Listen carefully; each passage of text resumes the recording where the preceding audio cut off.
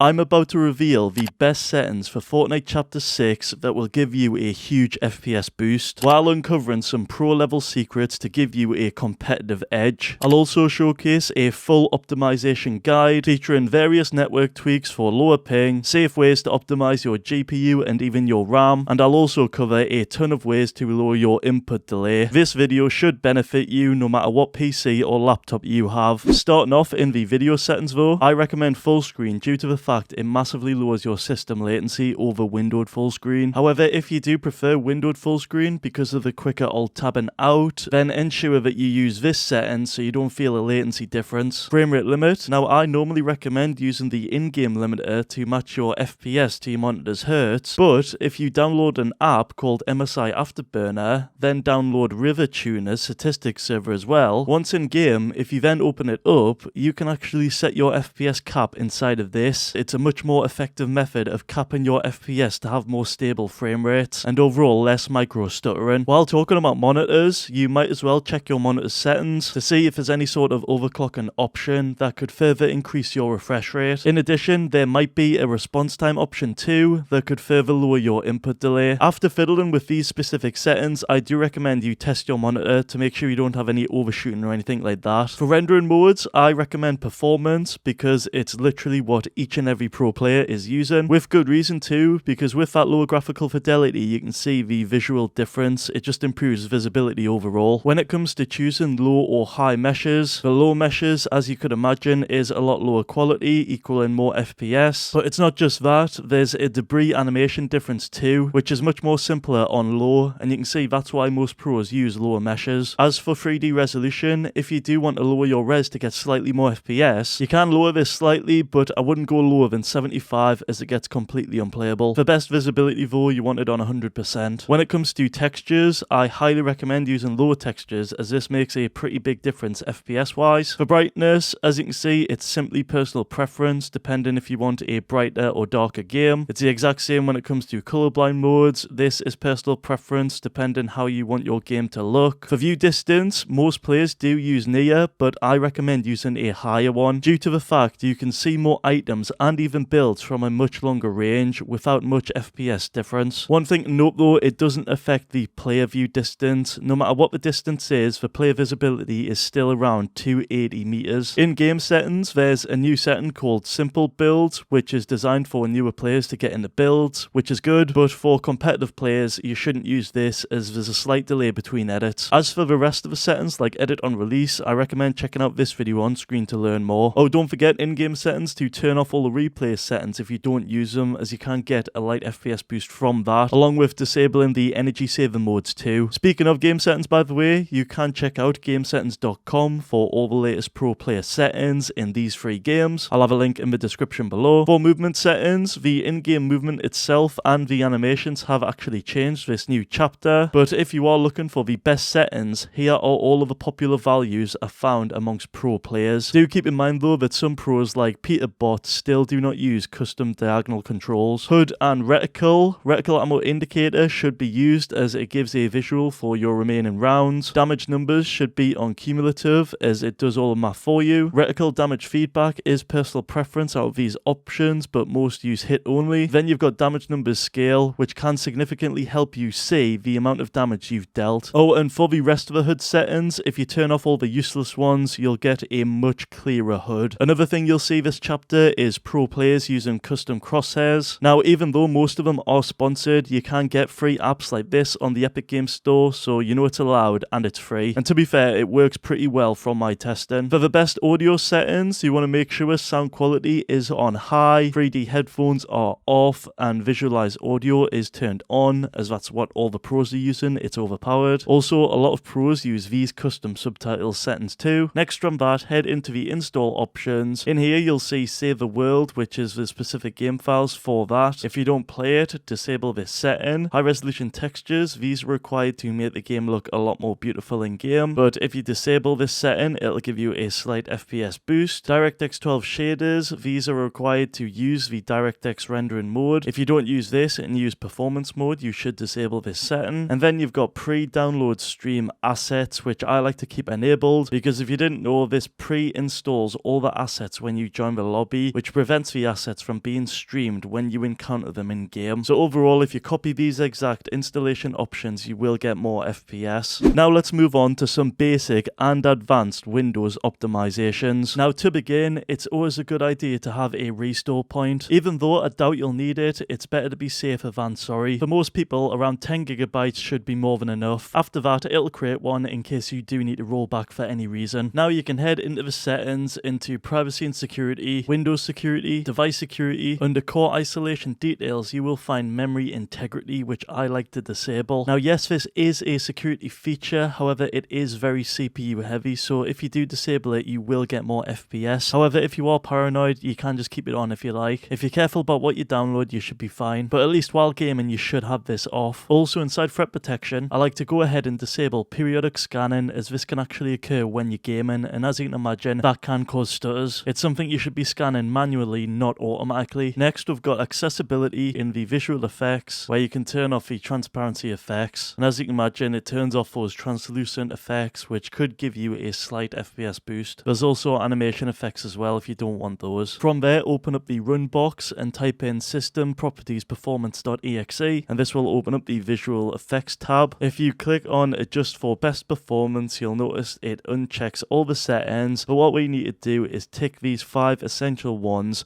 which I'm doing on screen right now, to get the basic functionality from Windows. It's just more stripped down without all the fancy animations and stuff like that. Back in display, if you scroll down to where it says graphics, change default graphics settings. If you see this setting called hardware accelerated GPU scheduling, you want to turn it on to reduce system latency and improve performance. Oh, and if you click on browse here and find the client itself, this is the name of it, you'll see that it's on the list. If you click options and select high performance, this will prioritize your GPU over integrated graphics, which as you can imagine you want to do. Next, you want to go into gaming under game bar. Make sure this is disabled, as I've heard that it can actually cause stutters. To stop it from popping up, just head into it. Then in the settings at the top, just uncheck this setting here. An optional thing that people do is to go into the PowerShell run as admin and paste in this command, where it will get rid of it completely, although I don't really think it's that necessary. You've also got captures too. I like to go ahead and turn this off. And we've got game mode. This is something I really like and I do use now these days, as I feel like it does make my frame rate more stable. Inside the app section, under installed apps, you want to go through all of these and uninstall any that you don't use. So for example, Microsoft OneDrive, I do not use that, so it will be getting uninstalled. However, don't go too crazy with this. You only want to uninstall something that you know what it does. Like when it comes to these files right here, the Visual C++, you definitely don't want to get rid of these, as they'll have some sort of purpose with some software. Furthermore, if you do use an app but you don't want it running in the background, you can click on the 3 dots there, go to new advanced options, and then you can basically stop this from running in the background via clicking on never, and this will also lower your overall process count. Oh, another thing in apps, if you go into startup, you can also go through this and turn off apps that you don't want starting with Windows. Again, don't go crazy, as for some stuff you should leave this on. From there, we're going to type in services, and basically what we're going to do in here is disable some of the services to lower our overall processes in Windows. It'll basically be stuff that has no sort of use whatsoever and you will rarely use, like the wallet service right here. Now if you do actually use this, you obviously don't want to do it, but if you literally just right click on it, go into its properties, then head into the startup type and disable it, that's literally all you need to do to disable a process/service. After that, a thing you can do is head into the task manager and look in performance. To your surprise, the uptime may be very, very high, like some of these examples are on screen, like some are just ridiculous, and this is because of a fast start feature. To fix this, head into power options, click change settings that are unavailable, and simply uncheck this option. Now when you shut down your PC will fully shut down and the uptimer will be reset. Then go into power. For most people, they keep this option on balanced, as it keeps your CPU clock speed at a normal base rate, and it is the best of both worlds really. However, you can go into the CMD and paste in this command right here, which will create a ultimate power plan. To enable that, you need to go into the edit power plan settings, where you can actually select it. I only recommend the use of this power plan if you are gaming. If you're not gaming, you should use balanced. While doing that, it's also not a bad idea to open up a run box and actually clear out your temporary files. There's 3 different ones you can do in total, but the main ones I focus on are temp and prefetch. Moving on to some network optimizations to hopefully lower your ping. In the network settings, you want to click on advanced settings. Click on your main network adapter. So for my system, this would be my Ethernet connection. It should give you like a drop down. In here, you want to go into more adapter into options. Then you want to make sure that the IPv4 box is ticked, and then you want to go into its properties, where you can now change your DNS server, which is something Epic Games actually recommend. Inside here, you can use the most popular one, which is Google's DNS server, or you can go with the second most popular one, which is Cloudflare's server. For myself, I ended up going with Google's one, which is 8888 and then 8844, because after I did test it via going into the CMD, then type in ping followed by Google's primary DNS address, as you can see from the results, it turned out to be slightly faster than the other one, so that's what I ended up using. Additionally, after you do this, you can try this process of flushing your DNS to improve connections to servers. After that, to further optimize your network, you can head back into the adapter options, but this time click on that configure button. We firstly want to go into power management and uncheck both of these power saving options right here. Make sure to actually uncheck the second one first, followed by the first one. And after you have unchecked both of those, you can go into advanced. Inside here, the following settings I am going to change can improve your throughput performance, but they are optional. If for some reason they do have a negative impact on you, you can just revert them back to default. I'm starting off with all the default settings. So for the first one here, that's the ARP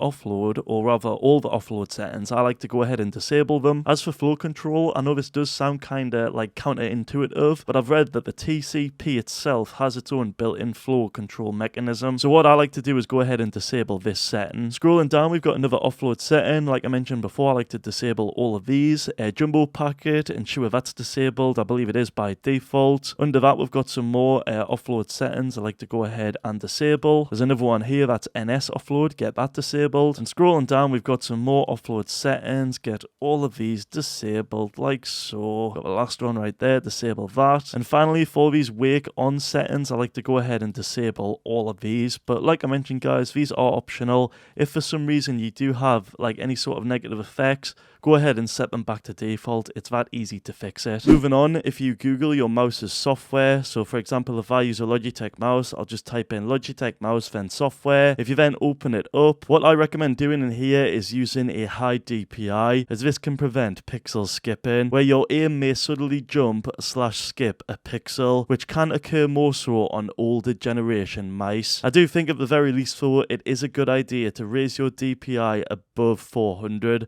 as that's quite an outdated DPI. That's also why a lot of pro players these days are using at least 800 to 1600 mouse DPI. If you are concerned though about raising your DPI and losing your in-game sense, you can get your exact in-game sense easily. Just head over to my website and use the eDPI converter tool. Next from that, you also want to avoid using RGB effects on your mouse. Now, I know these might look cool with the various animations and lighting effects. However, research has found that they do add slight latency. Running an RGB effect/animation can take a great toll on the MCU, as it requires a lot of processing power and will delay other processes, so you're better turning off those RGB effects. It's also why most modern competitive mice like the Logitech G Pro Superlight 2 does not come with RGB. Their older mouses did used to have that, but the new ones just don't. Next, we've got keyboard optimizations. Now, in your keyboard software, you'll see an actuation point, and for this, a lot of pros tend to set this to the lowest one possible in order to get the fastest input. As you can expect, the lower this value is, the more sensitive it'll be, and the higher the value is, the less sensitive it'll be. So most pros tend to put this to the lowest one possible to get the fastest actuation point. You also may have a rapid trigger setting, and this basically eliminates the second slowest element in input latency, return key press travel before key activation. This rapid trigger setting dramatically changes the actuation and deactivation point, and your keys will actually activate before you intend to press them and deactivate when you intend to let go. And you've got some settings you can play around with here. You also may have an additional setting that can lower your input delay even more. You can see here this cuts off 1 ms, which is pretty good. Next, for the NVIDIA optimizations, just like the pros, it's really important to use the latest drivers. These days, you'll not really find much downside. In my experience, I've downloaded the latest driver within a week, and honestly, it's been really stable and I've had no issues. However, for a lot of people, when they're installing a fresh driver, they'll use this tool on screen. It's a free app that removes NVIDIA bloatware by allowing you to customize and select what driver components you want installed, removing certain bloatware like this on screen. Another thing I've seen more and more pro players do is use the NVIDIA overclock tool. To try it for yourself, you need to get the NVIDIA app, where you'll notice a new section called System. Inside there, under the Performance section, you'll notice a new automatic overclock feature that allows you to overclock your GPU in one single click, which NVIDIA state that once you do enable it, they'll perform a scan to test your graphics card's capabilities over the course of 10 to 20 minutes. They recommend that you leave your PC idle while this is performed. Then, once the scan has finished and your GPU has been overclocked, you can expect similar results to this on screen, where you can see you'll get improved clock speeds and in turn higher FPS, with minimal risk too, as NVIDIA state that automatic tuning won't damage your GPU, nor will it void your warranty. The worst thing that can happen really is your PC becoming unstable, which if it does, you can simply deactivate the overclock by literally just unselecting it and it'll go back to normal. Next, you want to head into the NVIDIA control panel, go into Manage 3D Settings, and you want to copy all of my settings that are set up in this video on screen in the Manage 3D section. Aside from that though, if you do then select your main gaming monitor, then select full screen and make sure a GPU is selected with the highest refresh rate possible. Oh, another thing that pros tend to do is increase their digital vibrance. This makes the game colors pop a lot more, so they're a lot more like brighter and just overall vibrant. Next, we have Timer Res, which you might have heard is this really old program that allows you to change the default Windows timer res, which in turn can slightly boost your FPS and lower your input delay. However, the results of this do seem to be dependent on what your system is, so it's one of them where you should try it for yourself. All you need to do is click on that maximum button and it'll change your timer res, but it can be annoying because you need to do this after every restart. If this does nothing for you, or if you do encounter any sort of issues, you can just simply delete it. Moving on to some RAM optimizations. For this section, we'll be enabling XMP, which stands for Extreme Memory Profile. What this basically does is it gets your memory running at its rated speed, aka what it says on the box. By default, the RAM usually runs at much lower speeds than advertised. So to do this, you firstly want to open up your PC case and ensure that your RAM is correctly installed in the appropriate motherboard slots like this on screen. Incorrect installation of the RAM will negatively impact performance, so don't do that. After that, you can go to your start menu, type in system information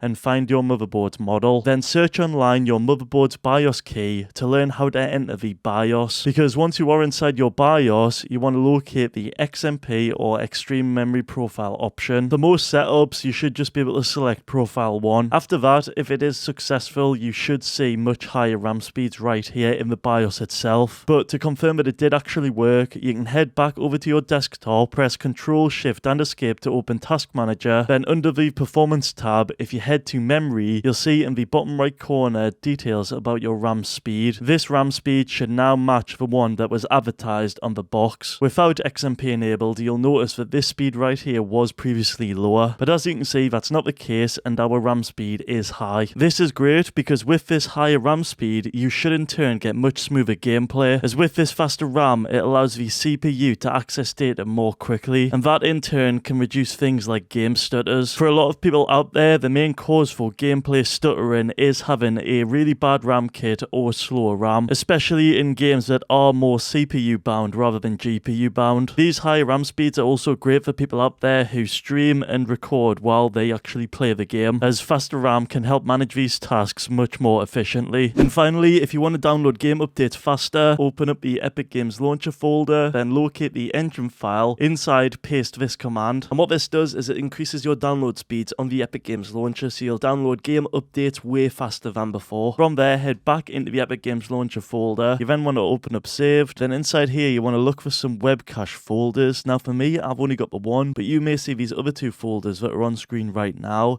And basically what you want to do is highlight all of them and actually go ahead and press the delete button to delete them. This could potentially solve the issues that may prevent you from actually launching and playing the game itself. After, head back into the Epic Games Launcher, then go into settings at the top right. You want to scroll down to you see desktop notifications, and you want to disable both of these options, as when they are pushed out by Epic Games, they can cause FPS stutters in game. After that, you can scroll down till you find additional command line arguments, and if you tick this. This is optional, by the way. You can try pasting in these different commands for different benefits. After, head into Manage, where you should also verify your in-game files before playing any new season to remove old, outdated files. That right there has been the best competitive settings for Chapter 6. Let me know your thoughts by liking or disliking the video. Be sure to subscribe for more videos, and consider using my code in the item shop if you'd like to support me when buying that brand new battle pass.